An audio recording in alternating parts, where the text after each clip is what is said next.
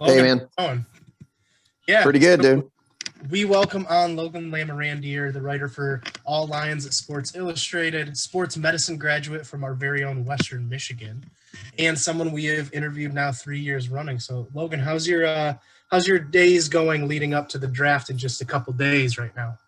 Oh, it's going good. Just, really trying to dig in as much as I can on some of the deeper prospects. I feel like got a little late start this year considering all the regime changes and everything Yeah. going on with the front office. So I feel like I'm a little behind, but I'm definitely caught up on the first few rounds, and I'm trying to watch as much as I can on the later round prospects just to get a better feel of them.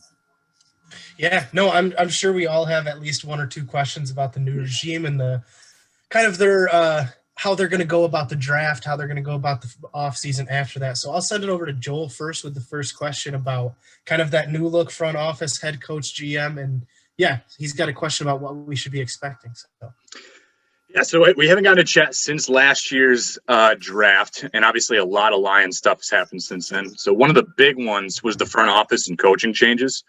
The Lions brought in several high-end positional coaches that came with big names and experience, but together, do you believe that they can intermingle and produce winning results? Yeah, I was definitely skeptical at the Dan Campbell hire at first, and still am to an extent because I would really like a guy who's known for X's and O's and has maybe some play calling experience, but at the same time, you can't, really underestimate the importance of just the culture. As we all saw with the last coaching staff, that culture just seemed like it was toxic, and the only players that really wanted to play here were, former Patriot type of guys. And I know there was plenty of other players from other teams that come here, but I felt like the Lions had to overpay a lot of people. So considering all the former players that they have on this coaching staff, and I think they got a lot of up and coming coaches that, they were trending in the right direction. There was quite a few coaches that it seemed had other options and they chose Detroit. I just think that's a good sign. And, it's kind of a wait and see approach. That's the route I'm taking right now is I'm not going to make any claims because I do have a bit of doubt because I feel like you need that. The NFL, you look at all the best head coaches, and it's just they all can scheme up game plans. But maybe the Lions, Anthony Lynn as offensive coordinator, has had coaching experience. Maybe he can drum something up on the offense and be a little bit more creative.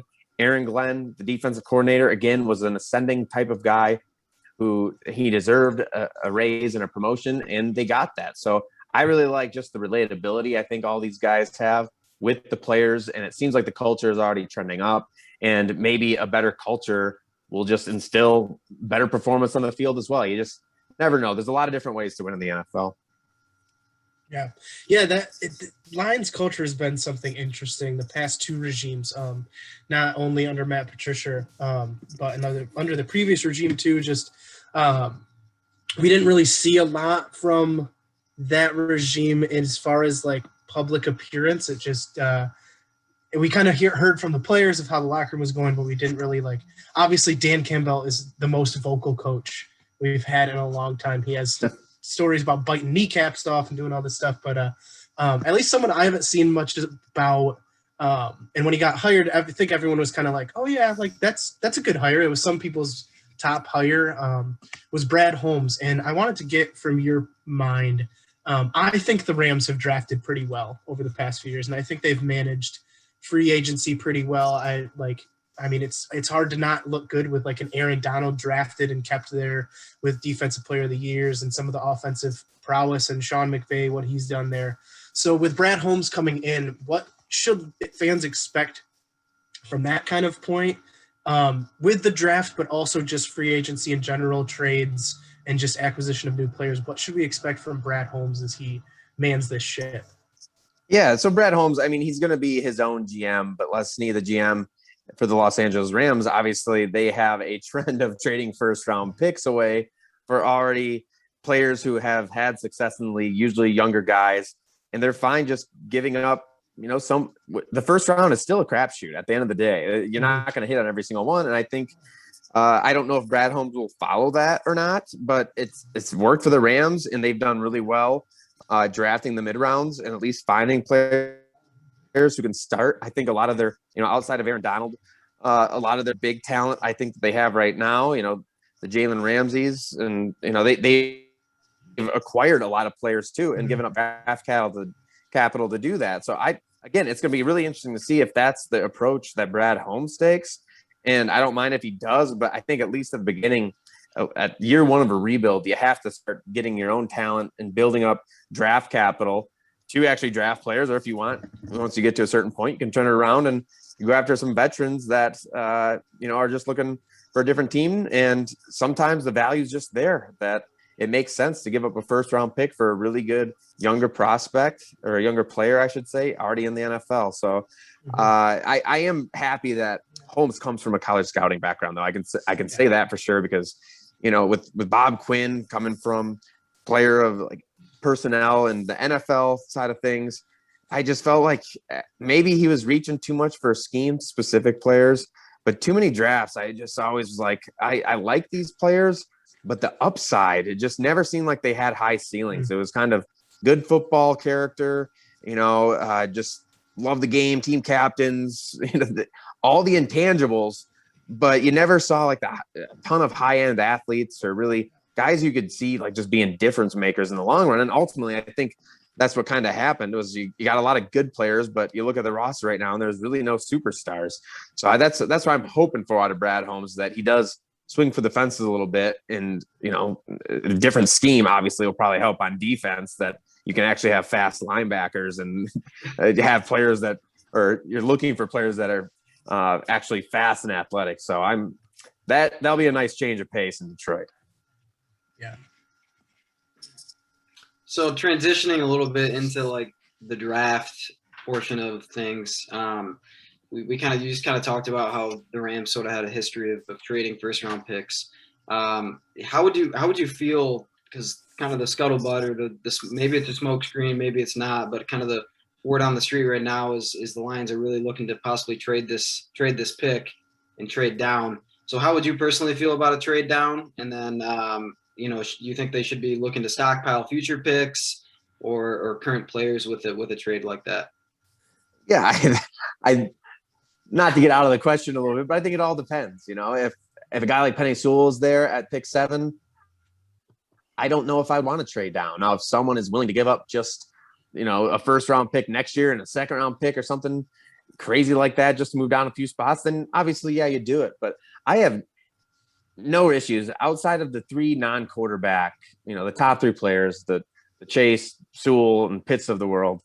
I think if those guys are all gone and there's a quarterback left on the board, I do like Justin Fields, but I'm fine passing on him at the same time as well. If there's a QB hungry team that wants to give up a lot of draft capital just to move up, and the Lions say they move down to 15 with the Patriots, or even 19 with the Redskins, I just think you're at a point in the draft where after that elite tier of players go, you kind of get into that second tier. And I think there's like 15, 20 guys that I feel like are all grouped up in the same tier. So even though you're probably going to get more for going further down the draft, I feel like you can still get a very quality player in the same level of player as you would maybe just a few spots after the Lions. So I'm always pretty much for trading down pretty much every year. It very rarely I'm like, you gotta stay and grab this guy. And I think Penei Sewell is that guy for me this year.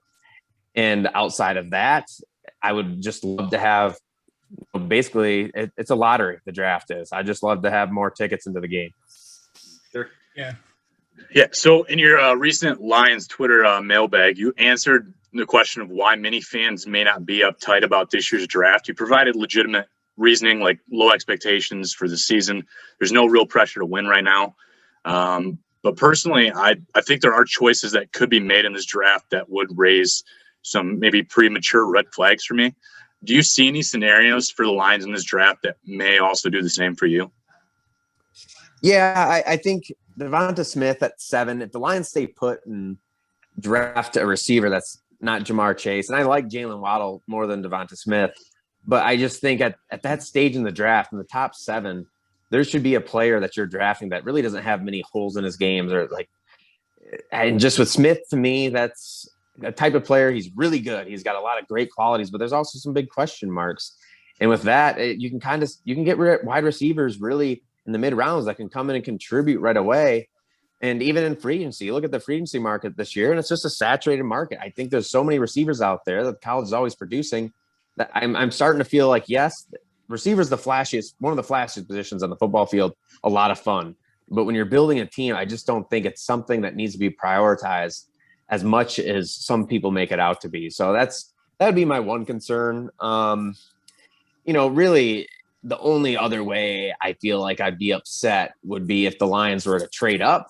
I don't think they should be doing that at this stage and giving up the draft capital, or if they just grab someone that's like a consensus, mid first round player or something that no one expects, to be the pick at 7. And it's like, well, you could have just traded down, taken next to nothing just to trade down, at least get something and still take the same player. So there's not a ton of things that I feel like the Lions could do at this point where I'm like, what are they doing? As long as they stay close to the best player available, really at any position, because they can upgrade just about anywhere, especially when looking at the long-term future. I think the Lions will be good to go.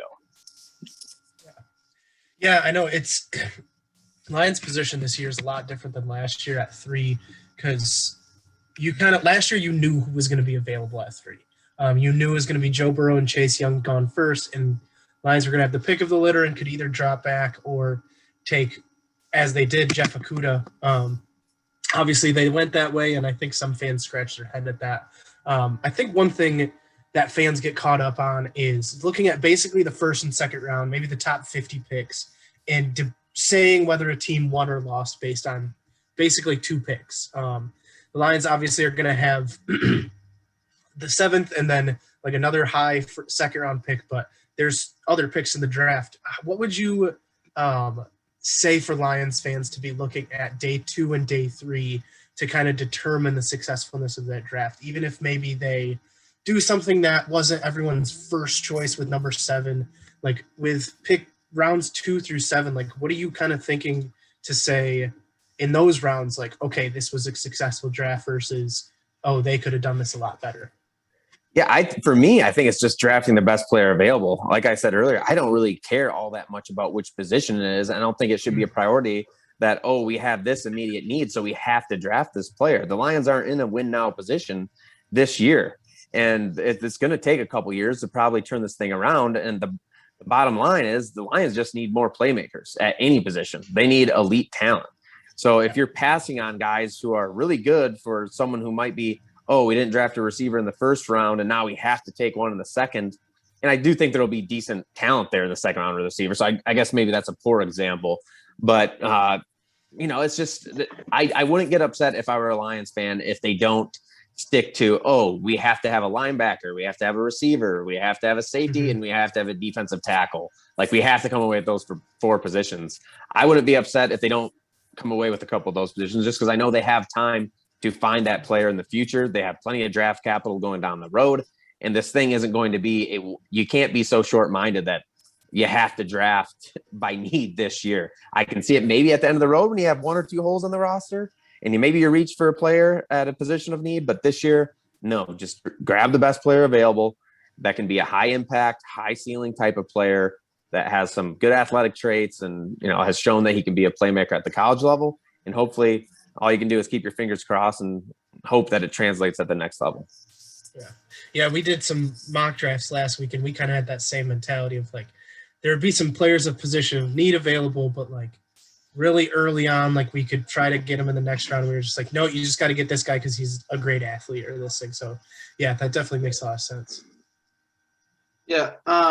So we've kind of talked about, we've looked at mock drafts, we've done mock drafts ourselves, and occasionally you will see the Lions, taking a quarterback, whether it be Justin Fields or some we've actually seen Trey Lance there.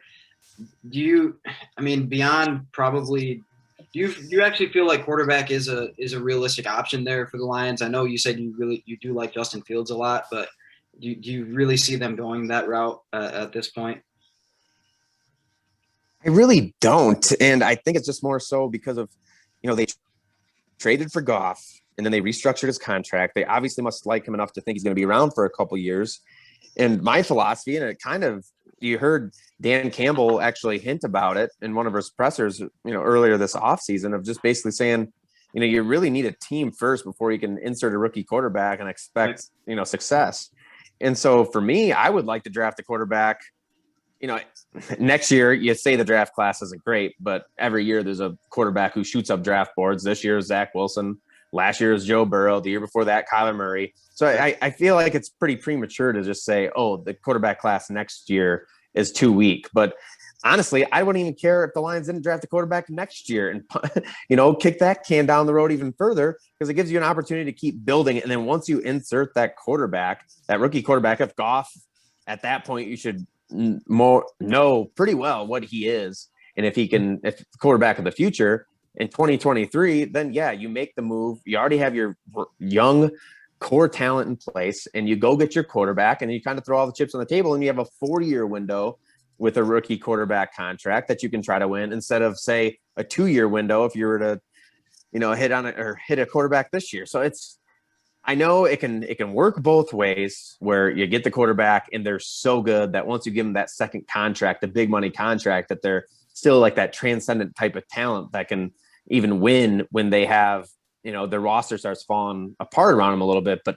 finding that type of player is so difficult to do. I think I'm just kind of playing the odds game here, that, you look at some drafts that you think are just great quarterbacks. They have 5 quarterbacks going in the top 10 in this draft. A couple drafts ago, there was, 4 quarterbacks going in the top 12, and that was supposed to be a strong class, and they don't always pan out. And what's funny is, like, one of the weaker draft class was the year Mitchell Trubisky came out, but you also had Deshaun Watson and Patrick Mahomes in that draft. So I just think you don't always want to, if a great quarterback is there that you feel comfortable with, I understand why you wouldn't pass up on him. But at the same time, if he's that great, there should probably be a team trying to trade up to get to him, and that can help your team down the road. So I'm very conflicted, if you can't tell with this. I'm very wishy-washy on what I want to do. I could see it. I can see it each way, where I'm like, if they take Fields, I'm like, hey, they got a quarterback of the future, at least it looks like. And, that window yet you're going to have with them, probably when you actually have a competitive roster in place, is going to be a small window when you're on that. So he's still on that rookie contract. But in a perfect world, I would prefer to build the roster, build the talent, have playmakers. So when that quarterback comes in, it's just like it's relatively easy for him to find success and get your team over the top, and have 4 years with him on that cheap contract. Yeah. So I think the reason I really like interviewing you every year and reading all your work online and just collecting your thoughts is because I like someone to remind me that I'm not that crazy. Like, I feel like you and I are very like-minded in a lot of facets. And usually, we have Jeff Risdon on here every once in a while too, and I typically can agree with Jeff Risdon. But this year, I'm all on board with everything Logan's saying, and Jeff is driving me bonkers on some of his choices for the Lions. He definitely wants Justin Fields in a heartbeat, and everything you said there is exactly what goes on in my mind. And I think there's just, again, I'm not going to play the whole Ohio State can't create quarterbacks for the NFL level. It's a dumb excuse, but I think that there's too many bust potential quarterbacks in this, other than Lawrence being the best quarterback out of college since Andrew Luck. But what should the consensus top 5 quarterbacks carry the greatest bust potential in this draft? Oh, so I think it's Trey Lance, just due to the fact that he's more of a project, and he's very fortunate that there's a player like Josh Allen, who I thought was similar in the fact that came from a small school. I actually think Trey Lance is a more polished prospect than Josh Allen was. But for me and Trey Lance, is just accuracy issues. And I mean, he's not inaccurate, but he's also not the most accurate. And typically, if I want a quarterback, you want a guy who's very accurate.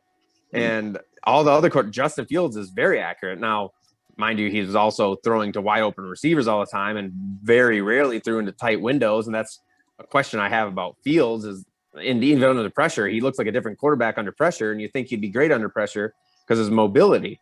But those are the concerns I have with Fields. But with Trey Lance, it's just, I feel like sometimes you can't always just fix accuracy. Sometimes that's just an innate ability that quarterbacks have, and it just never gets fixed.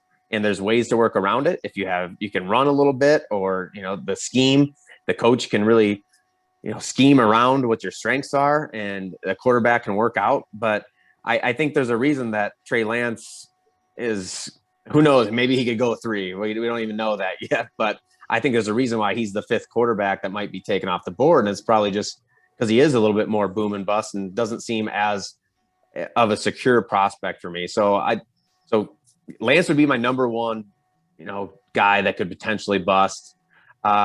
Mac Jones. Actually, I should probably put Mac Jones over there because I don't really even like Mac Jones. I don't know where all this hype is coming from.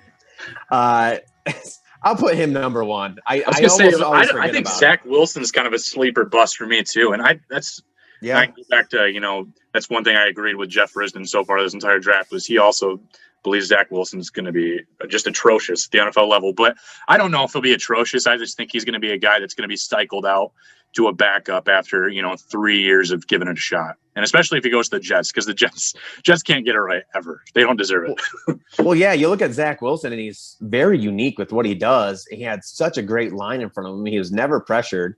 And when he was, he can run and throw. He can throw from all different angles, and I see why he's being talked up. And, I like Zach Wilson as a quarterback as well. But you look at when he faced better competition, and he didn't do very well. Mm-hmm. So that whole knock against, Trey Lance with not facing competition, well, it's not like Zach Wilson faced a bunch of world beaters either. And I think there's bust potential. It's every year. You think there's all these great quarterbacks, looking at all the past drafts that had a bunch of quarterbacks go, and it's like, oh, these quarterbacks, it's a very strong class. And then more often than not, they're a bust. So I don't necessarily want to draft a potential bust quarterback. And I guess any player can be a bust no matter which position you take. I just feel like quarterback, it's so risky because teams overdraft quarterbacks, and you probably take them a lot higher than you should, but you kind of have to at some point. Mm-hmm. Yeah. So I know you kind of mentioned it. You would be okay with Penei Sewell, which I think we all would be at 7. If he does drop there.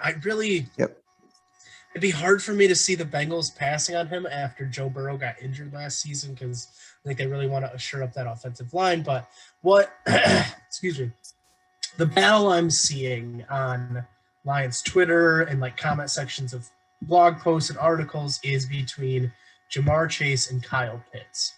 I'm definitely on the Jamar Chase side. I know we haven't seen him play in a year, but man, that year before, he 1,800 yards, 20 touchdowns. He was insane. I know some GMs, and I am kind of worried about taking a year off, but where do you kind of lie on that? If those are kind of the two options at 7, I don't know if both of them will be available, but if both of them were available, Jamar Chase and Kyle Pitts, which way would you think the Lions would lean, and which way would you want them to lean? Yeah, so I agree with you. Sewell going to the Bengals, to me, that seems like a no-brainer. But for whatever reason, maybe Chase is an option there. But assuming, in this scenario that Sewell goes to the Bengals and somehow Pitts and Chase are both on the board for the Lions, I think I'd go with Chase. I think they're relatively equal prospects. I think Pitts is more of just, he's so unique and has traits that and measurables that you just don't see. And it's unfair to really just pigeonhole him as a tight end because he can do a lot more. Now, he did play a lot of inline tight end at Florida, so it is a little bit more of a projection if you want to play him more on the outside. But whenever he did play on the outside, he did just fine and beat good corners, just man up. So I think he can be fine. But to me, I just worry that if you're to add another tight end, quote unquote, into the offense, the Lions are going to have to come up with a whole new scheme just to keep him on the field at all times. And maybe you just try to turn him into a wide receiver, or maybe you run a lot of 2 tight end sets. But I think it's just an easier transition to just insert Chase to the offense than it would be Kyle Pitts. So I'm not necessarily saying that, you have to, that Pitts can't, be a great player, but it is going to involve an offensive coordinator getting creative to make sure he gets his targets and he's not put in poor positions where he shouldn't be. You don't want to make him an inline tight end all the time. You're going to have to find ways and he's probably a mismatch no matter where he's lined up on the field, but you're going to have to find ways to make sure that he's always out there. With Chase, it's just you line him up at receiver every play and keep him out there the whole time. Right. So keying in on a different guy here. I was pretty high on Micah Parsons, I don't know, month and a half, 2 months ago, when the whole character issue stuff was a little bit less less apparent, but now it's pretty clear that he has some real character concerns. Do you see the Lions, if he's sitting there and maybe even if the Lions trade down with the Broncos, say at like 9, do you see them passing on him purely because of his character issues? I know they're huge right now into building the proper culture on the team. Do you see them passing on him just because of that? Yeah, that's a good question because we're not privy to those interviews and just how everything went.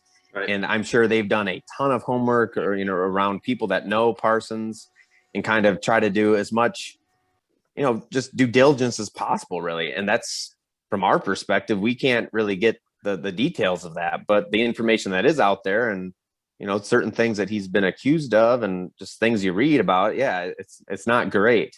Right. But if the Lions do their homework properly and feel comfortable with him, I think he is a great talent. I like Micah Parsons as an on-field talent.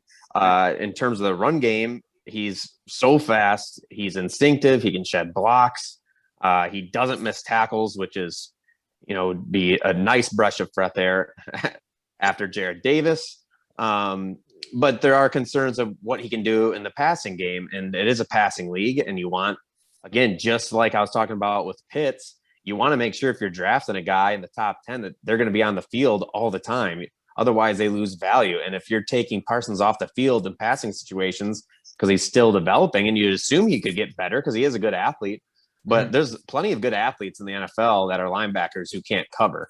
So it's not a given. Now, I will say that I do like Micah Parsons in high school. He was an edge rusher, and you can tell that he's kind of, when he rushes the passer, he knows how to get to the passer. Like running backs don't stand a chance. Now, if you wanted to make him more of a blitz specialist or play him on the edge a little bit more during passing downs to keep him on the field and limit the amount he's in pass coverage, I'm fine with that too. But to me, I probably like Parsons more than most in terms of on the field. I know there's definitely a lot of draft media out there that I respect that seem to think different, and that, that's fine. That's the fun part about draft season. There's always going to be differences, and you have, sometimes you have your guys and, other people have their guys, and that's what always makes it interesting a few years down the road to look back and be like, well, where did I hit? Where did I miss? And there's a lot of misses, but it's always great when you have the hits.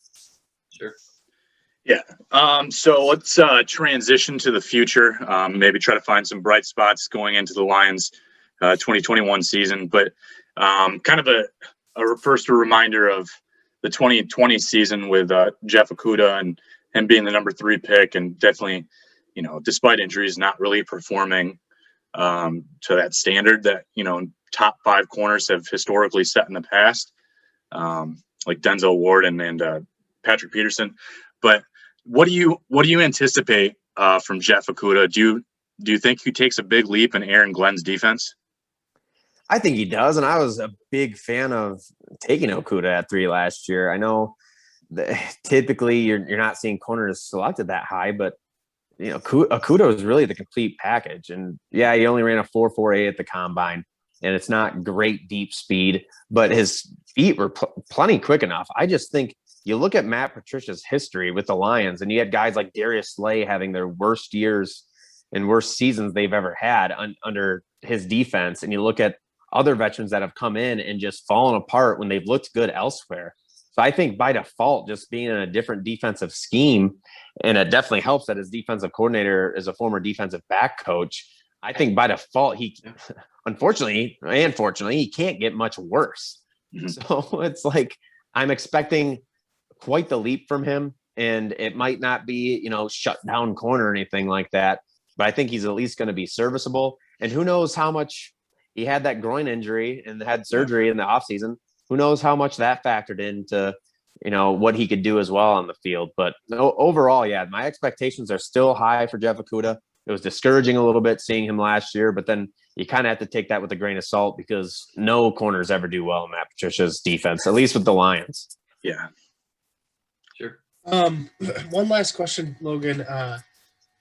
We started recently betting as a podcast. We've been putting up $1 each a week on something obscure. So last week we won our bet.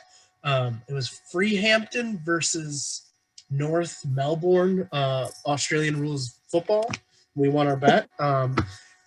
the Lions are at 5 wins over under for the season. There's 17 games, obviously. Do you think they're going to reach that number? Do you think they're going to be above that, or do you think they're going to be low in that figure this year? What kind of do you expect from them in regards to that? It's kind of sad to say, but I would bet the under if I had to bet, just because the talent in this team, it's lacking right now. The high end talent is just not there.